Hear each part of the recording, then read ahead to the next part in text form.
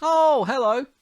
Can we please talk about UFC Fight Night 205 and also whatever's been going on in MMA news this week? So basically, in a nutshell, I'm going to be going through some of the fights that took place over the weekend, the winners, losers, people that were stand out to me, and obviously taking a look at how badly my bets went because they're always pretty goddamn terrible. Plus, taking a look at some of the MMA news. You've got people retiring on Twitter again, and because contract negotiations are done on Twitter, guys. That's everyone's buying into that shit. It's like, come on, it's a cry for help. It's desperation at this point.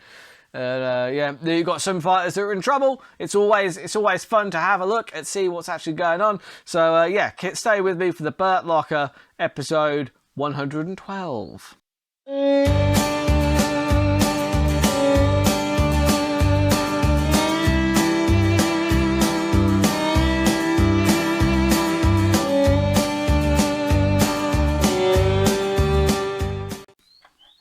So, at the weekend we had UFC Fight Night 205. One of the most impressive standouts for me was Kismiev. Like, he was one of the biggest favourites on the card, so I did think that he would probably win. He's another one of these wrestler/submission guys. It was just the takedowns were very, very good, and the way he locked in that rear naked choke was absolutely fantastic. But then he jumped onto the cage and he actually called out Michael Bisping. It's like, dude, I mean, Bisping hasn't been the champ since like 2017.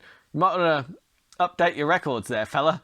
You're calling out the wrong guy. And also, he's actually said that he's now going down to welterweight, so we'll probably see him down at 170. Could we possibly see him versus Khamzat Chimaev? I mean, there's a lot of these really good style wrestlers kind of coming along, and they're all going to have to start fighting each other sooner or later. I look forward to seeing it.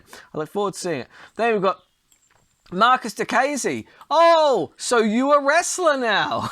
No, I like it. I'm a big fan because I like the fact that he's clearly been working on his wrestling, and he knew that obviously, look, Marcus Diaz could have probably stood with that dude, Borshev, and done okay, because Diaz is a striker by trade.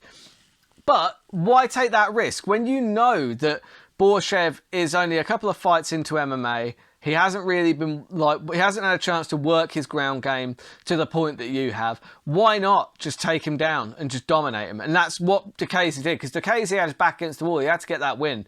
And he got it, and he was good. He was just dominant the whole way through. Fair play to him. What I really liked as well, really horrible, when he had him on all fours, he kept on keeping him in position by putting his shin on the back of his heel, on his Achilles tendon. Oh, I can tell you from experience, that bloody hurts. It is horrible. I mean, I think to an actual seasoned fighter, it's probably not going to hurt, because I think it's one of those things that you can condition yourself to be okay with. But a schmuck like me, honestly, it kills. I've had it done to me in jiu-jitsu 100 times. It's horrible. If you don't know what that feels like, get somebody to just lean their shin on your Achilles whilst you're kind of on your front. Oh, tell you. Terrible, not pleasant. Diaz kept sneaking that one in, man. It was good. It was funny. But yeah, Neil Magny, hey, he looked really good. He didn't look great in the first round. Max Griffin did slow down quite a lot in the second and really fell off a cliff in the third. You know what? I think that whilst Griffin, look, he landed more in the second round. I thought it was Magny's round. On the pure aesthetics of the round was Magny going forward and putting on the pressure. Round 3 was probably a 10-8, honestly, because it was 50-10 in terms of strikes in favour of Magny, and it was just all Magny in control. So I do think it was the right decision. It was a close one, but it was the right decision. And speaking of, there's another decision that went that was very, very close. It was Matt Brown versus Brian Barbarena. Now, that was an excellent fight. Now, I did say the main thing that you need to do is just tune into that fight, because I could watch those two fight every week. Now, Brown, he did start breathing heavy at the end of round 1. He managed to kind of rally a bit in the second and third, but he really was. It wasn't until the end of the second that Barbarena started to gas really hard. But Brown was looking at the clock with his mouth open in round 1. That's not great. But anyway, the grappling was a great option from Brown. He did a lot of great sweeps, really nice leg sweeps, just tripping him up, throwing him over. And yeah, round 2 was savagery on both sides, really. I think round 2, honestly, you could have given to either of them. I think that whilst Brown, he landed more. No, I don't think he landed more. I think they both landed roughly the same. I mean, I haven't seen the fight stats, but just when I was just watching the fight, it just seemed like they were landing at a pretty even clip. But it did seem like the shots that Barbarena was landing had far more likelihood of ending the fight than Brown's. Brown was like causing cuts and damage, but none of the shots seemed to Barbarena, when he was hitting him, it seemed like he was wobbling Brown most of the time, whereas the return shots weren't doing that as much. So I don't know, I can see how you could score it in either one's favour, in all honesty. Round 3, I think you have to give that to Barbarena. I mean, it was pretty even, and then Brown was very lucky to get out of there at the end. So all the people saying that was a robbery, I mean, you're wrong. It was just a close fight. The problem is, any time there is a close fight, people scream robbery. You're out of your goddamn minds, right? Because you literally, like, a robbery indicates that one fighter was clearly the winner, whereas that no fighter was clearly the winner in this one. It's the same thing as Max versus Volkanovski, right? The second fight. There was no clear winner in that fight, right? It was very, very close. So I'm not saying that maybe Max didn't deserve to get the nod. But what I'm saying is, you cannot call that a robbery, because that is not a robbery, is it? Like, do you know what I mean? One fighter didn't... at the end of the day, same with this. Like, Brown versus Barbarena, at the end of the day, you just didn't know who was getting their hand raised in that one. So you can't call that a robbery. It was a close fight. That's all it was. So stop complaining about it and move on. Just accept the result and move on. And yeah, so I would just like to add, that was a fight that went to a decision that I found really entertaining.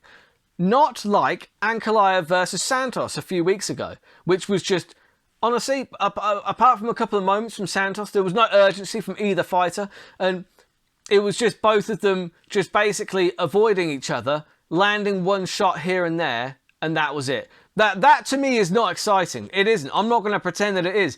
But then you've got clowns like this guy. For a start, right? I mean, I don't really think that his views can be taken too seriously, because his name on YouTube is called Conor McGregor would knock out Khabib. So I'm not totally sure that he is an authority on, well, anything. So He responded to that saying, yeah, it was a good and interesting light heavyweight MMA bout. I would say that he did originally say heavyweight. I corrected him. I said, oh, by the way, it's heavyweight. And also, I went into why, at the end of the day, it wasn't an exciting fight. And it is entertainment first and foremost. It is. Do you know what I mean? If it's not entertaining, then people won't watch it. And then you'll see the fighters really not getting paid. Yeah, that's right.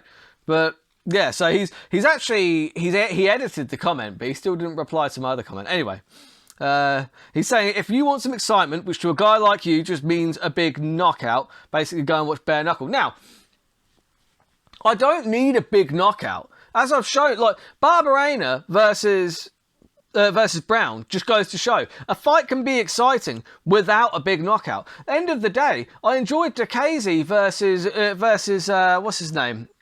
Versus Borchev, like, and that was there was never going to be a knockout in that one. It was just dominance, really. I enjoyed that, but I didn't enjoy just the boringness of Thiago Santos and Ankalaev just kind of dancing around each other, just doing nothing for 5 rounds. I'm not about to pretend that I did enjoy that, because this is basically what I like to call MMA virtue signaling. You see it all the goddamn time, right? And it makes me sick, because it's so disingenuous. All it is this guy is going, yes, well, I'm a very, very hardcore fan, you see, so I don't need to see a knockout or any excitement of any kind, because I appreciate all of the technical things that they're doing. Shut up and bleed. Shut up, knobhead. What are you talking about? It's entertainment. You want to watch people baking cakes? Go and watch Great British Bake Off, right? You want to watch people dancing around each other? Go and watch the ballet, you schmuck. Yeah? Look, at the end of the day, I want an MMA fight to be exciting. I'm not going to apologise for that shit, right? Because it is what it is. It's entertainment. And it's like, and the other thing that's wormed its way, like MMA virtue signalling, it's all bollocks. You get so many people go, like, immediately after fights, just finding the lowest paid guys on the cards and just going, oh, Dana White's robbing them. He's robbing his fighters. He doesn't pay his fighters. It's like, yeah, he does pay his fighters. You haven't even done the appropriate legwork to know whether the fighters are overpaid, underpaid, or paid just right. I'm not saying one way or another, but you idiots always just go ahead and just assume they're underpaid, right? Do you have any of their profit and loss sheets for the UFC? Do you have any information to try and actually back up that claim with any credible shred of evidence that the fighters are indeed underpaid? Have you done any of the legwork at all? Or is it just fun to point your goddamn finger and say, yeah, this makes me a good person because I'm pointing out that these guys should get paid more? Focus on yourself, idiots. Now moving on to the main event. The main event, Curtis Blades versus Dorcas, was brilliant. Actually, it was a very different Curtis Blades. I mean, I could not have predicted that. I don't think anybody could, to be fair. And Curtis Blades he looked really good. And Dorcas was on his back, but it wasn't from a takedown. It was from a big old right straight, I think it was. But it was just the crack on that punch was deafening. It was sickening. Dorcas is going to have to kind of go back to the drawing board a little bit. Seems like, I don't know, maybe he needs a break. I think, after taking that big knockout to Derek Lewis, to jump back in so quickly against another guy that clearly hits very hard in Curtis Blades, maybe take a break. But Dorcas is he's still got a really bright future ahead of him. But I'm really looking forward to seeing where Blades goes next. I'm hoping that they maybe do Miocic. If Miocic isn't fighting John Jones, maybe Blades versus Miocic. I'd be into that. So, just to say, before I go into the news, thank you very much for watching. If you could also like and subscribe, that would be massively appreciated. I do have Patreon as well, so the Burt Locker on Patreon, you get early access to the picks and exclusive content, and it's a bargain. It's £1 a month. It's like buying me a can of Coke every month. Full fat, mind. Full fat. I don't fuck around with any of that diet crap. If I'm going to make a bad decision, I'm going to make it right. You know what I mean? Anyway. Just thank you for all your support. And just like, share, and subscribe, basically. And so Nate Diaz has retired on Twitter again. Honestly, I can't believe that people take this kind of shit seriously. Because look, relax, guys. Contract negotiations are not done on Twitter. All right, they are negotiating behind the scenes. I'm sure that he's probably going to have one more fight in the UFC. It's probably going to be Conor McGregor, or it's going to be Dustin Poirier. But look, Nate Diaz is not retiring. He's not retiring on Twitter anyway. Come on now. Be serious. Chael Sonnen might actually be in trouble, which is a bit worrying. It seemed like initially from like the reports, like Brendan Schaub even went into it, said that it was like some guy who got drunk and had a go at Chael's wife or something. But it seems like, I don't know, he maybe attacked other people after that incident, because it seems like that this took place after the initial altercation, because it said that already Chael was wearing no shirt or shoes and he had blood on him. And that's when he walked past kind of in a drunken stupor and knocked the drink out of this guy's hand and then beat him and then beat the guy's wife. That's not great, is it? Chael's missus said that she took an Ambien and slept through the whole altercation. And Chael's wife also had injuries, but she said she didn't know how she got them. Now, look, before we condemn Chael completely, like we did with John Jones, I don't know, we probably need to see what Chael's defense is going to be, and because we don't know if this is actually true or not. We just don't. It's not like we have a video of Chael Sonnen headbutting a cop car. That is the difference, isn't it? And at the end of the day, look, if you walk past the biggest gangster in Westland, Oregon, and he knocks a drink out of your hand, maybe just take the loss and just keep walking. Don't square up to him. Don't square up to him. If you're just some normal guy, you might get your ass beat. I'm not condoning it, but let's just see what comes out in the press. Anyway, let's move on to Troll of the Week. There's a couple of good ones here. Not all of them MMA related, actually, to be fair, because I just thought that these were pretty funny. I'll start with the MMA related one. Obviously, UFC 5, boom! It's got a new game mode where you get to escape from prison as Jorge Masvidal. Because, it's, I would play that, honestly. I would actually play that. I don't know why they're joking about that shit. I'd play that all day. And then you've got green tea. Little factoid for you. By replacing your morning coffee with green tea, you can lose up to 87% of what little joy you have left in your life. That is true. I am a coffee drinker. Goddamn. And yeah, I think I'd kill myself if I got to that stage in my life. Green tea? Come on, man. Come on. And then we've got big sign with a watch saying strap-on time. And then Archer say, phrasing. Because strap-on time, because strap-ons are also things that people strap on to bugger people with. And a strap on a watch is also, it's just double meaning, you see. Anyway, that's about all I've got time for this week. Yeah, so I'll be doing... there's no fights this weekend. I will be putting up my picks for UFC 273, which is Volkanovski versus Zombie and Sterling versus Yan. Those picks will be going up.